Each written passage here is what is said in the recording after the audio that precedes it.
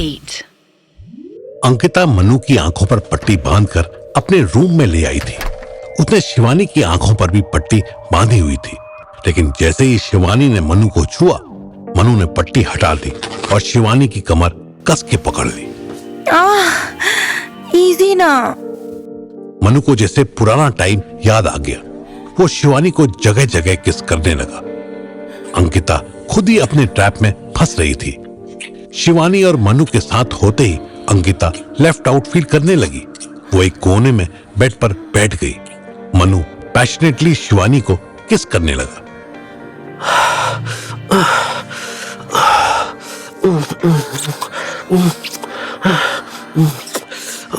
I missed you so much.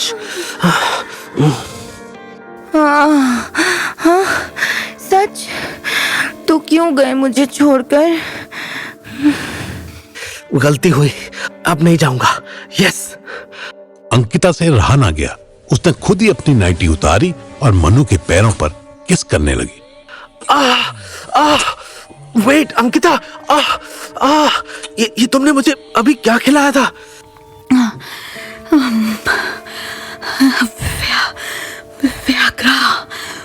Viagra capsule for better stamina. Oh fuck! Do you really think I need that? चिल्लाओ नहीं, मेरे पास रहो। शिवानी ने blind folds हटाई और मनु को धक्का देकर बेड पर अच्छे से लिटाया, फिर उसके ऊपर आ गई। इससे पहले कि मनु उसको हटाता, अंकिता ने मौके का फायदा उठाया और मनु के फेस पर बैठ गई। अरे ये क्या? दोनों लड़कियां जोर से हंसी। अंकिता से तो मनु ऐसे टॉर्चर की उम्मीद कर सकता था, पर शिवानी भी ऐसा करेगी उसे उम्मीद नहीं थी। दोनों लड़कियां एक दूसरे की तरफ फेस करके बैठ गई। शिवानी और अंकिता ने एक दूसरे का हाथ पकड़ लिया। Shivu, just follow my rhythm.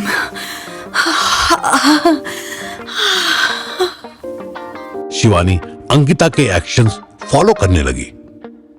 Ankita के फेस पर बैठे होने की वजह से मनु को सांस लेने में प्रॉब्लम हो रही थी, लेकिन अंकिता किसी भी रीजन से हटना नहीं चाहती थी। उधर शिवानी अपनी पूरी स्ट्रेंथ मनु की गोद में बैठकर जंप करने में लगा रही थी। Wait, I can't breathe. Ankita, I can't. Finally Ankita को तरस आया तो वो मनु के ऊपर से हटी और शिवानी को धक्का देकर खुद मनु की गोद में आ बैठी। मनु को जैसे ही सांस लेने का टाइम मिला, उसने अंकिता को भी अपने ऊपर से हटाया और उसको ऐसे पलट दिया जैसे तवे पर डोसा रखा हो। बहुत हुआ तुम दोनों का डोमिनेशन, अब मेरी बारी। Sorry darling, आज रात सिर्फ हम दोनों की ही बारी आएगी। अंकिता ने जिस रिबन से मनु की आंखें बांधी थी, उसी से एक फंदा बनाया और उसमें मनु का एक हाथ फंसाकर उसे बेड से बांध दिया। मनु जब तक स्ट्रगल करता, तब तक शिवानी ने उसके दोनों पैर अपने ब्लाइंड फोल्ड से बांध दिए। अरे ये क्या कर रही हो तुम? ऐसे कैसे एंजॉय करेंगे? डार्लिंग, एंजॉय आज रात सिर्फ हम दोनों करेंगे, तुम सर्विस दोगे। ओ मेरा मनु बाबू कितना सेक्सी लग रहा है। ऐसे तो मैं डाउन हो जाऊंगा। तुम कुछ नहीं होगे बेबी, मैंने तुम्हें जो टैबलेट खिलाई थी भूल गए? कुछ नहीं होगे तुम। अगर हो गया तो? तुम्हें एक और टैबलेट खिला दूंगी तुम्हें। इससे पहले कि मनु और कुछ बोलता, शिवानी ने मनु के मुंह में छोटा सा रुमाल ठूस दिया और दोनों लड़कियों ने मनु को सुबह 4:30 बजे तक इतना टॉर्चर किया कि मनु की बॉडी कोलैप्स हो गई। उसे लगा जैसे वो सोया नहीं, बेहोश हुआ है। मजा आ गया यार।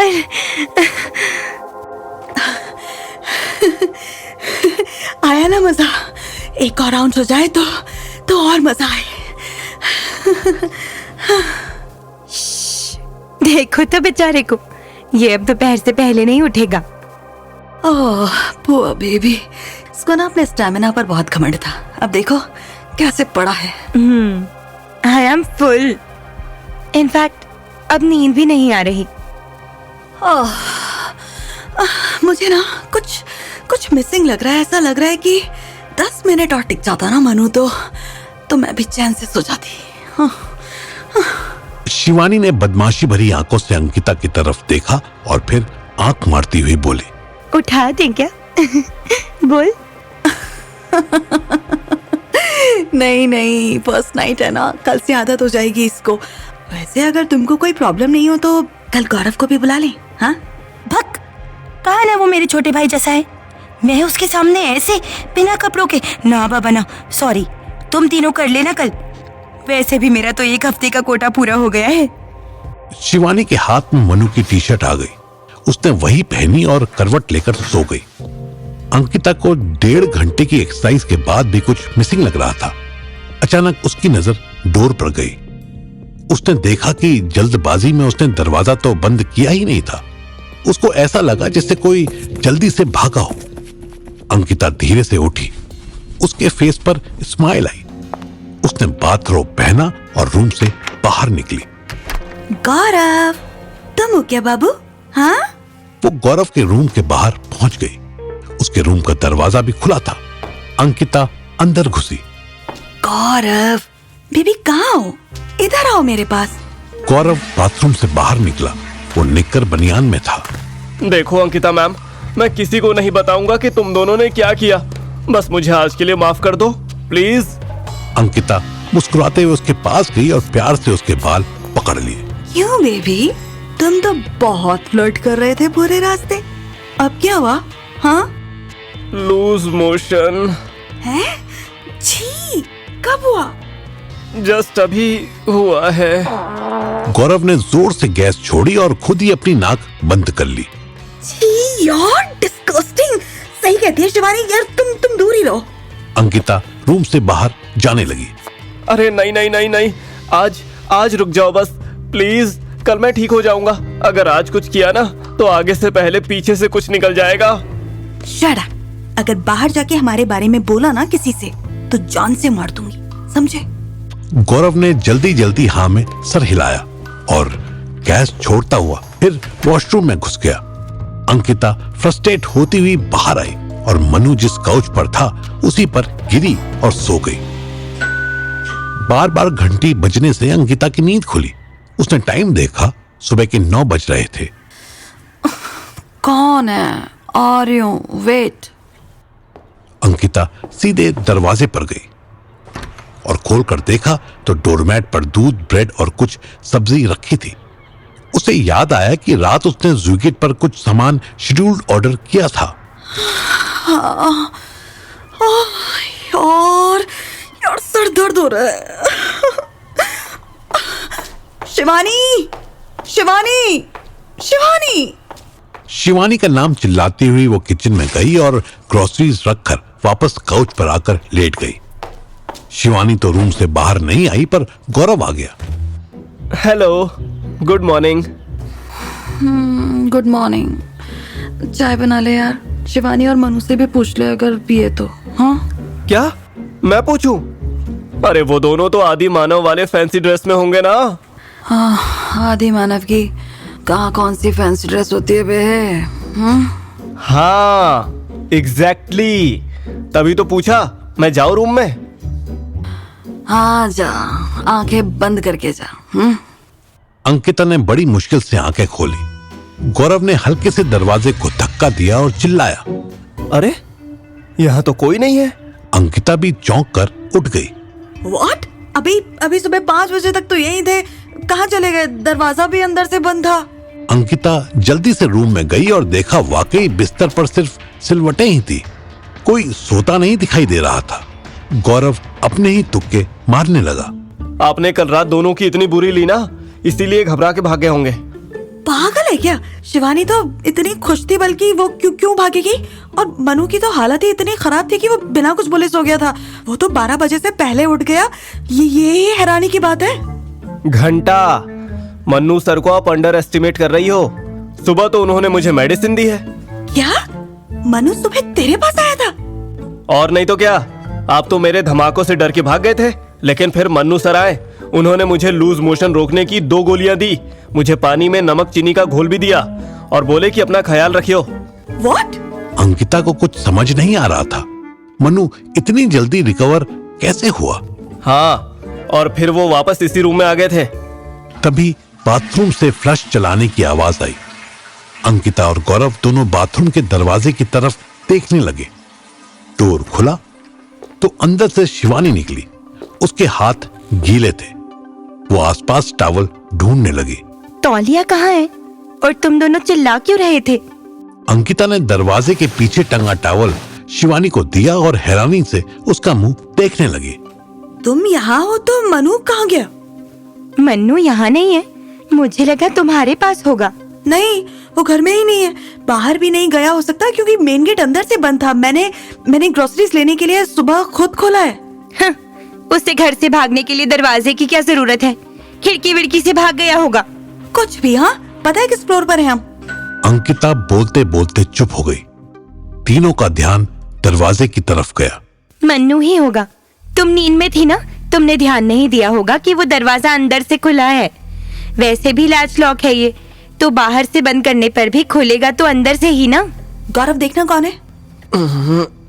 सॉरी, मेरा फिर से प्रेशर बन रहा है। गौरव तुरंत अपने रूम में भाग गया। अंकिता खुद ही गुस्से में पैर पटकती हुई दरवाजे तक गई और दरवाजा खोला। क्या तरीका है ये बिन बताए। अंकिता के मुंह से फिर आधी बातें निकली थी कि वो चुप हो गई। सामने साहिल खड़ा था। उसके सर पर पट्टी बंधी हुई थी। एक आंख बुरी तरह सूजी हुई थी। फिर भी वो मुस्कुराया तो अंकिता को ऐसा लगा जैसे साक्षात यमराज मुस्कुरा रहा था। अंकिता ने जल्दी से दरवाजा बंद करने की कोशिश की और जोर से चिल्लाई। शिवानी भागो, साहिल आया। अचानक एक गोली चली और अंकिता दरवाजा बंद करने से पहले ही जमीन पर गिर पड़ी। साहिल ने पूरी ताकत से दरवाजे पर लात मारी और अंदर आया। अंदर ऐसा सन्नाटा हो गया था जैसे घर खाली पड़ा हो। याहू! जंगली बिल्ली, कहाँ है तू? देख, मैं आ गया। अब तू भी जल्दी आ। साहिल इस बार तैयारी के साथ आया था। उसने गन को फिर से लोड किया और शिवानी के रूम की तरफ बढ़ गया।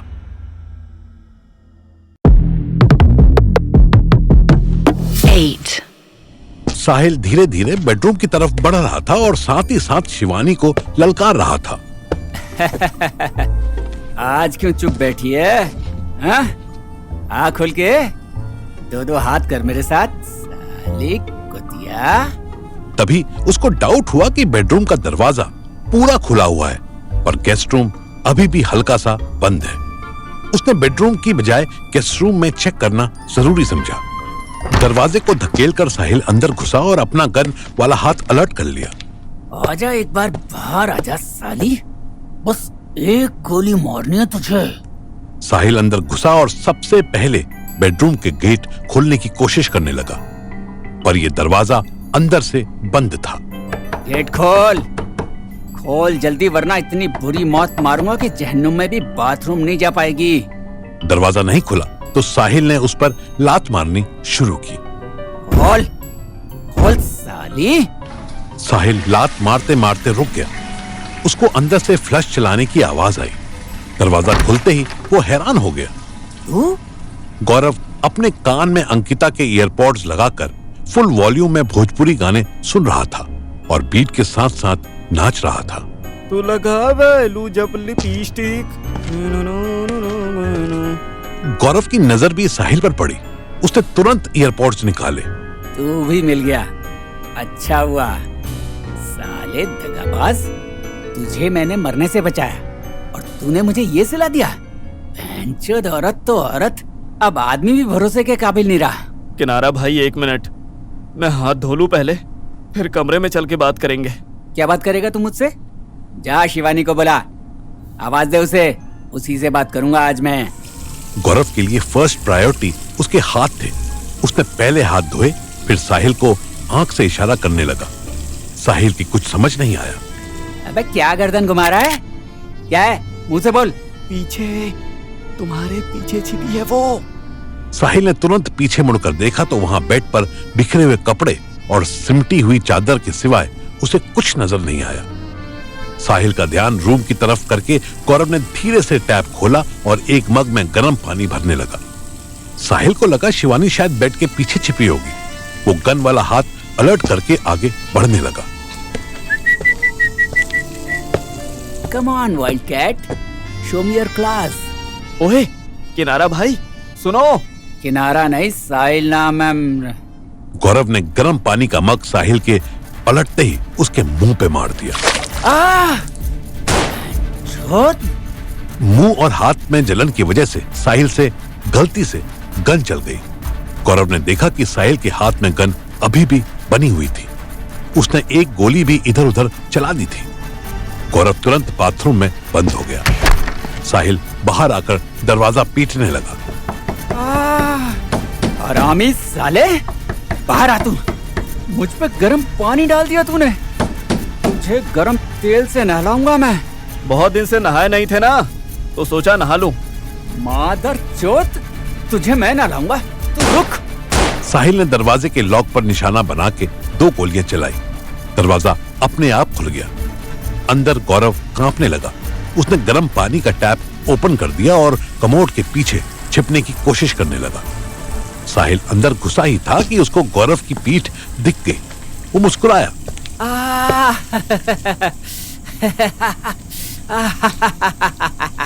कोई आखिरी ख्वाहिश है तो बोल। अब तू अल्लाह को प्यारा होने वाला है। मेरी आखिरी ख्वाहिश है कि मुझे बहुत जोर से पॉटी आ रही है, करने दी जाए। मुझे पॉटी के बाद मारा जाए। साहिल ने फिर भी गोली चला दी तो कमोड पे लगी और कमोड के टुकड़े हो गए। अब कैसे आगेगा? तेरी सीट ही नहीं रही। साहिल ने अब गौरव पर निशाना लगाया ही था कि किसी ने उसके कंधे पर टैप किया। साहिल ने पीछे मुड़कर देखा तो मुस्कुराती हुई शिवानी खड़ी थी। इससे पहले कि साहिल उसकी तरफ गन करता, शिवानी ने उसके मुंह पर कुकर दे मारा।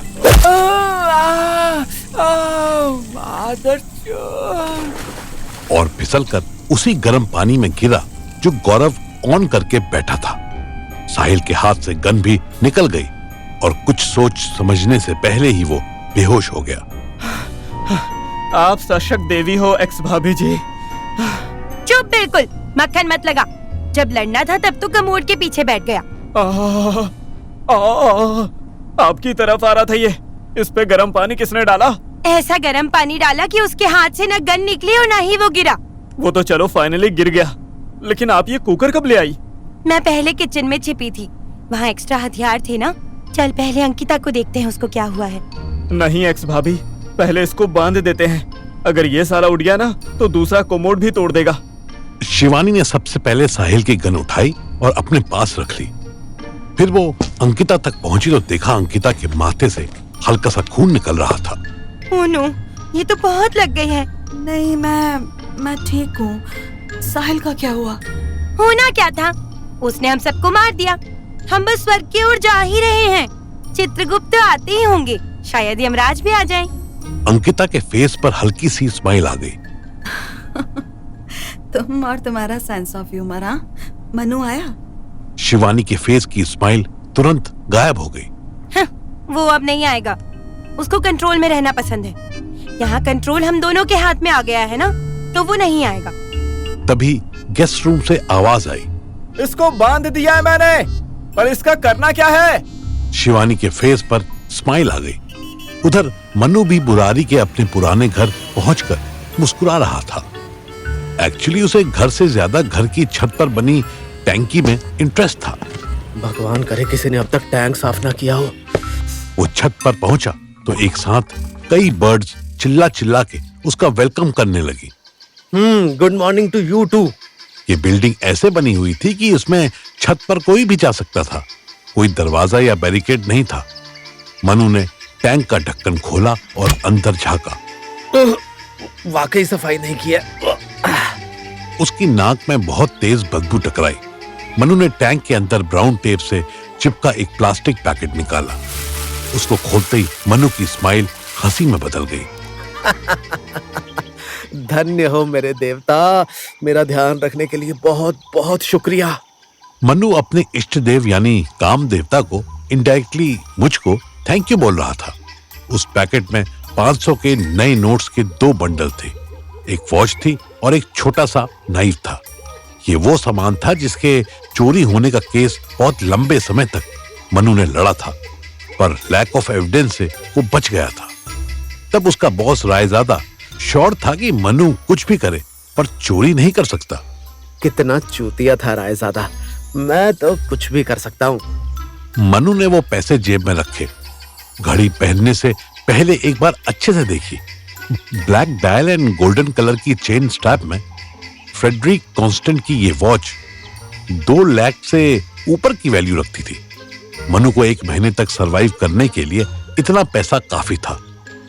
उसके बैड लक से तभी एक लोकल थाने का पुलिस वाला ऊपर आ रहा था। मनु 1 सेकंड के लिए ठिठक गया। पुलिस वाले ने भी चीज नोट की। वो दूर से ही बोला, ओए, कौन है तू? कहां से आया? मनु जल्दी से कोई बहाना सोचने लगा।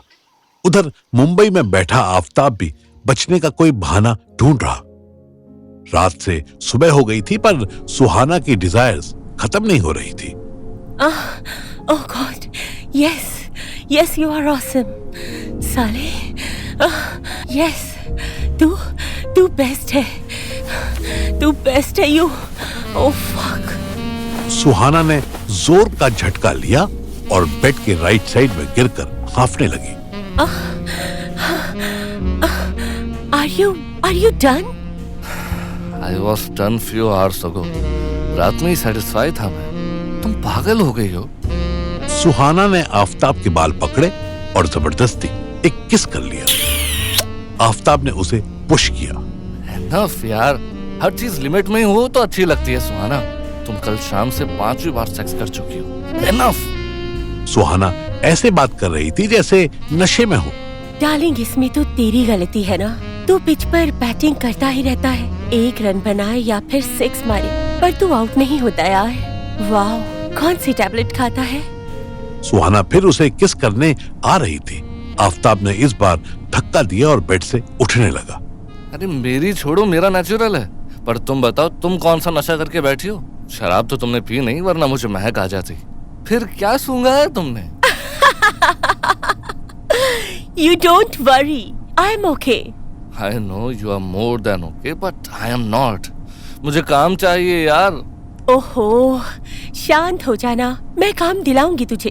जा, रेडी हो। कोई सूट रखा हो तो वो पहन ले। मैं आज के आज तुझे काम दिलाऊंगी, प्रॉमिस। सुहाना ने अपनी एक्टिंग लेवल इंक्रीज करने के लिए गले को छू लिया। सूट तो नहीं है मेरे पास। ओहो, तो कोई बात नहीं, सूट खरीद लेंगे। इतने पैसे तो होंगे तेरे पास। अनफॉर्चुनेटली नहीं है। अब इतने क्या, कितने भी पैसे नहीं है। पैसे न होने की बात सुनकर सुहाना भी थोड़ी मायूस हो गई। फिर उसकी नजर वॉल की एक पेंटिंग पर पड़ी। वो फिर स्माइल करने लगी। लुक एट दिस हाउस, यहाँ कितनी सारी पेंटिंग्स है। किसी को बेच देते हैं, we will get some chips. खबरदार, एक भी सामान यहाँ का बेचना नहीं है। ये मेरा घर नहीं है, किसी की अमानत है ये। तुम कपड़े पहनो, मैं नहा के आता हूँ और सोचता हूँ सूट कैसे लाऊं। जाओ। हाय, मेरी साइड से भी नहा ले यार। तू नहाते हुए भी कितना सेक्सी लगता होगा। आफताब उसे जवाब देने के लिए नहीं रुका। वो सीधे वॉशरूम में चला गया। उसके लिए सुहाना को झेलना मुश्किल होता जा रहा था, ठीक वैसे ही जैसे मनु के लिए एक रैंडम पुलिस वाले के सवाल मुश्किल होते जा रहे थे। क्या भाई, छत पे रुपया बरस रहा है क्या? इतना पैसा कहाँ से लाया? पुलिस वाला मनु की दोनों पॉकेट्स चेक कर चुका था। अब रुपये उसके हाथ में थे। मनु सिवाय रिक्वेस्ट करने के कुछ नहीं कर सकता था। सर, ये पैसे मेरे, मैं पहले यहाँ रहता था। मैंने इमरजेंसी के लिए कुछ पैसे छिपा के रखे थे। पुलिस वाला नोट्स की गड्डी को फर फर करने लगा। अच्छा, हमारी बिल्डिंग में खजाना छुपा था। ले, मुझे पता ही नहीं चला। हमारी बिल्डिंग? ये बिल्डिंग तुमने खरीद ली है? नहीं रे, जो फ्लैट तू बोला ना कि तेरा है, उसी में रहता हूँ मैं। आप चाहे मेरे फ्लैट में रहो या पेंट हाउस में, मेरे पैसे मुझे दे दो सर। एक हेड कांस्टेबल को बार बार सर कहना मनु से बर्दाश्त नहीं हो रहा था, पर उसकी मजबूरी थी। अगर हेड कांस्टेबल उसकी हिस्ट्री निकाल लेता तो मनु के लिए प्रॉब्लम हो सकती थी। इतनी जल्दी क्या है रे? हाँ? चोरी करके भगा है? चला अंदर चल, नाम पता बता और निकल जा। सिंपल। पुलिस वाले ने सिंपल पैडलॉक खोला। मनु को अंदर धक्का देकर बाहर से लॉक लगा दिया। अरे ये क्या बदतमीजी है?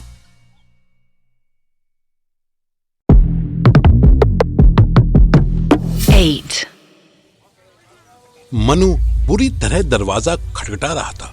उसका 1 महीने का फ्यूल एक रैंडम पुलिस वाला ले जाए, ये उसे बर्दाश्त नहीं हो रहा था। ये गलत है, मेरा पैसा दे, गेट खोल। मनु को पुलिस वाले के जूतों की आवाज आई। मनु समझ गया कि अगर 2 मिनट के अंदर वो बाहर नहीं निकला तो उसे ये लाख रुपए कभी नहीं मिलेंगे। मनु ने पूरी स्ट्रेंथ लगाकर दरवाजे पर लात मारनी शुरू कर दी। चौथी लात में दरवाजा अपने फ्रेम से निकल गया। इतना शोर सुनकर पड़ोस में रहता एक बुढ़ा बाहर आ गया।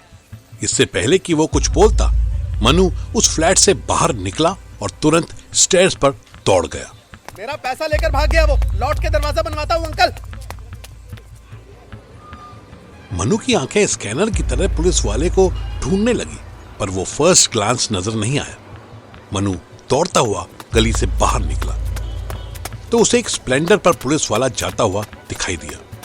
पहले स्टेयर्स चढ़ने उतरने में और फिर गली के एंड तक दौड़ने में ही मनु के घुटने चिल्लाने लगे थे।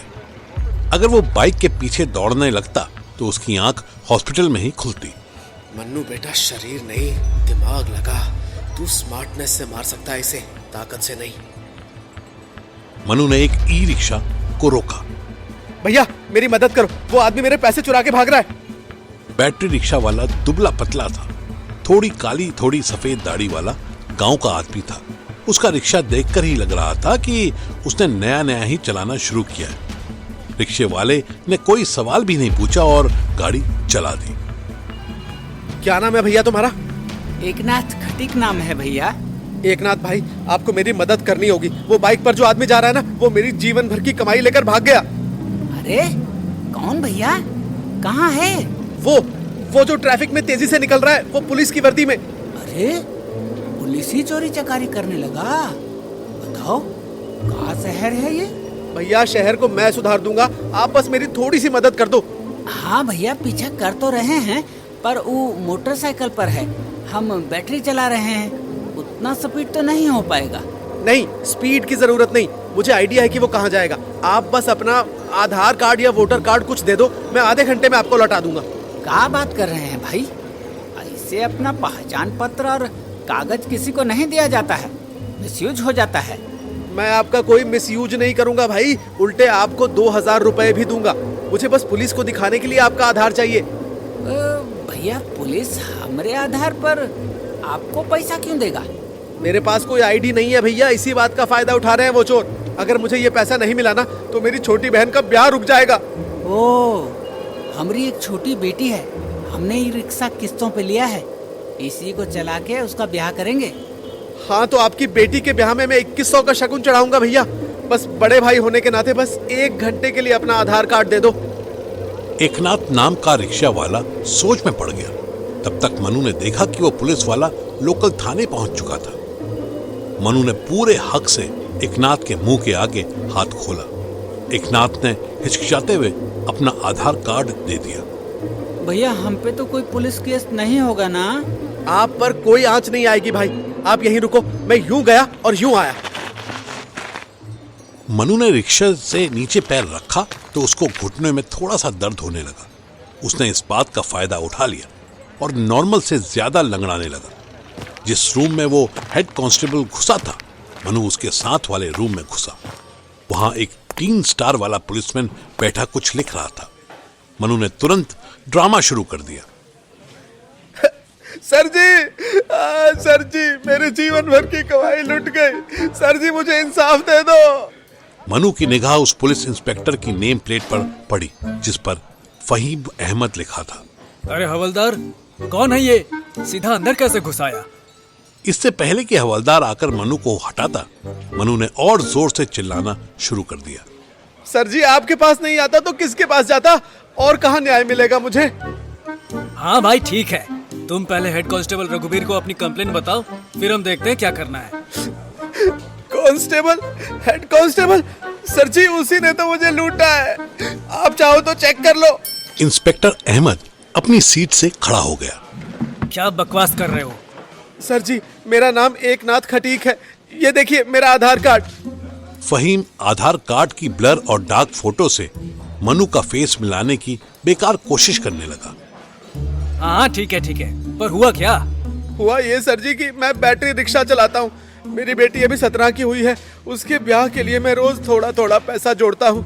आज एक जगह से छुट्टा पैसा इकट्ठा करके 1 लाख रुपया बंधे नोटों में करवा लिया।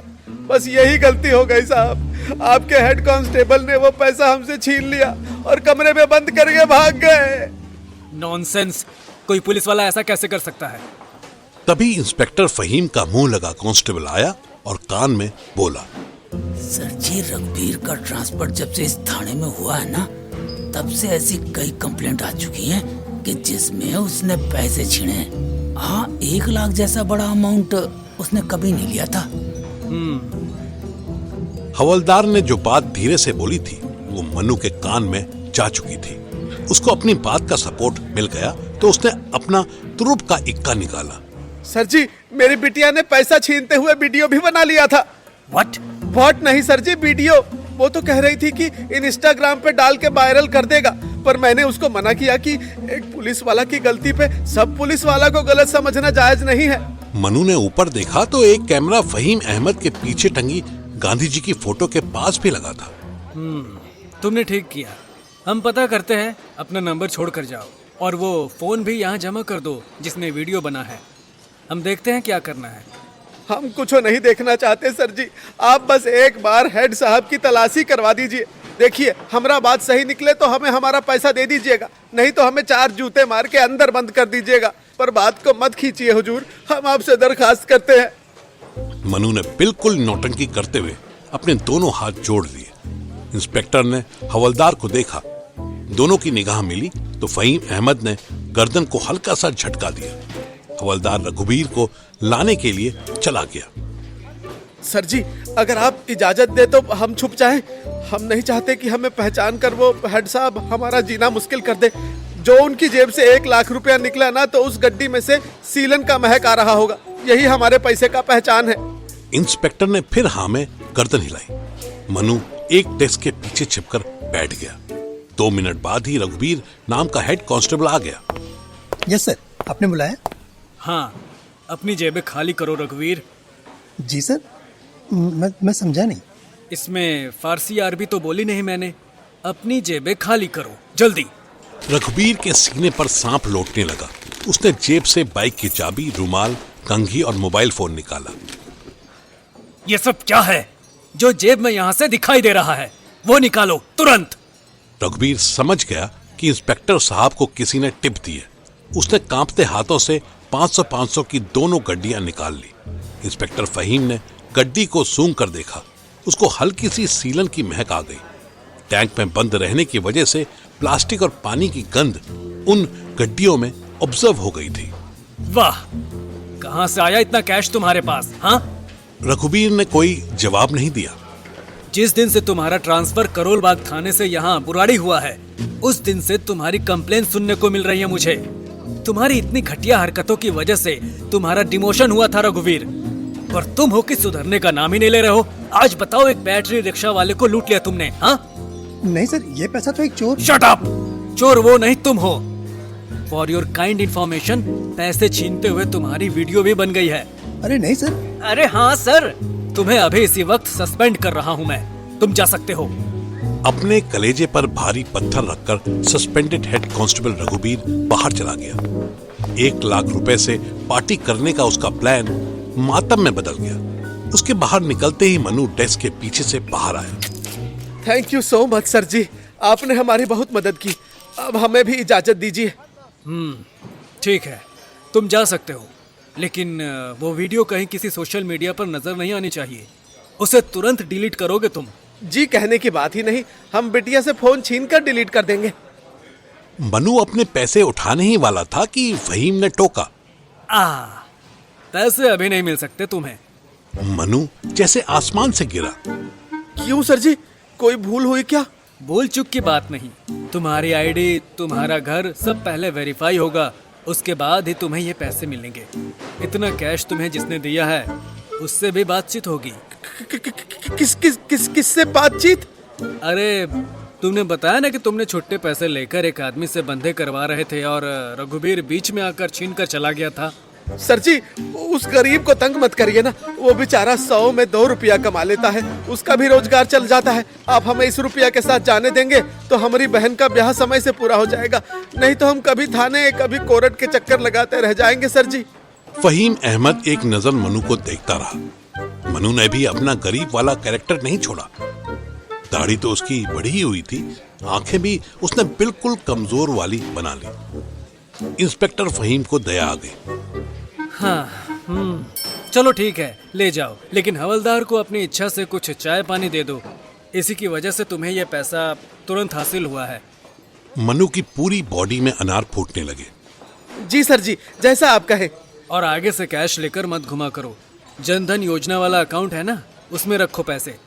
मनु को ऐसा फील हो रहा था जैसे वो शेर के मुंह से मीट छीनकर ले आया हो। जब हवलदार ने उससे चाय पानी का पैसा मांगा तो मनु ने उसे 500 की गड्डी को न छोड़ते हुए अपनी जेब से 200 का नोट दिया। ये देख फहीम अहमद पूरी तरह श्योर हो गया कि यह पैसा शादी के खर्च के लिए ही था, कहीं से चोरी का नहीं था। मनु बाहर रिक्शा वाले के पास पहुंचा तो उसको खुशी खुशी 2000 रुपए दे दिए। थैंक यू सो मच भैया, ये लो आपका इनाम। भैया इनाम तो ठीक है, लेकिन हमारा आधार कार्ड कहाँ है? जब तक आधार कार्ड नहीं देंगे तब तक हम कहीं नहीं जाएंगे। मनु को याद आया कि उसका आधार कार्ड तो अंदर ही रह गया था, लेकिन मनु ने यह भी देखा कि रघुबीर बहुत तेजी से उन्हीं की तरफ आ रहा था।